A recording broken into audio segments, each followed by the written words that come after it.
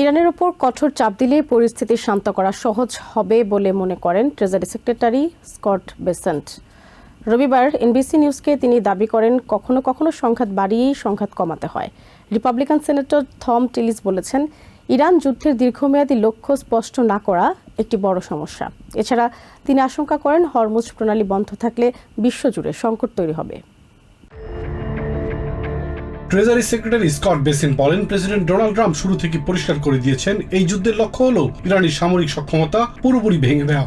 এর মধ্যে রয়েছে তাদের নৌবাহিনী ও বিমান বাহিনী ধ্বংস করা, ক্ষেপণাস্ত্র তৈরির সক্ষমতা নষ্ট করা এবং ইরানকে পারমাণবিক অস্ত্র অর্জন থেকে বিরত রাখা। তার দাবি অনুযায়ী আমেরিকার হামলায় ইরানের সামরিক শক্তি ইতিমধ্যেই বড় ধরনের ক্ষতির মুখে পড়েছে। ইরানের বিমান বাহিনী ও নৌবাহিনী প্রায় ধ্বংস হয়ে গেছে এবং প্রতিদিন তাদের ক্ষেপণাস্ত্র ও উৎপাদন ব্যবস্থাকে লক্ষ্য করে হামলা চালানো হচ্ছে। একই সঙ্গে হরমুজ প্রণালীর আশপাশের প্রতিরক্ষা স্থাপনাগুলো ধ্বংস করার অভিযান চলছে। তবে এই কঠোর সামরিক অবস্থানের মধ্যেই ট্রাম্প প্রশাসন কৌশলগত নমনীয়ও দেখাচ্ছে। বেসেন্ট জানান, প্রেসিডেন্ট সব ধরনের বিকল্প খোলা রেখেছেন। প্রয়োজনে স্থল বাহিনী পাঠানো থেকে শুরু করে গুরুত্বপূর্ণ ইরানি স্থাপনায় আরও বড় আকারের হামলা পর্যন্ত।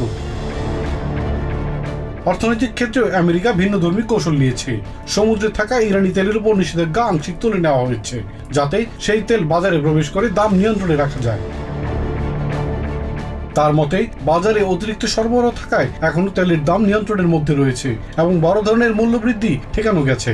যদিও যুদ্ধ চলতে থাকলে এই পরিস্থিতি অপরিবর্তিত হতে পারে বলে আশঙ্কা রয়েছে।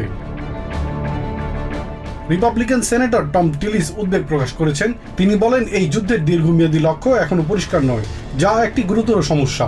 তার মতে, প্রাথমিক হামলা সফল হলেও এখন কৌশল কি তা স্পষ্ট করা প্রয়োজন।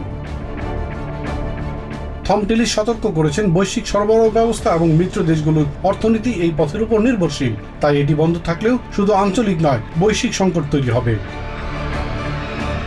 ইলিয়াস কমল, TVN 24 নিউজ ডেস্ক।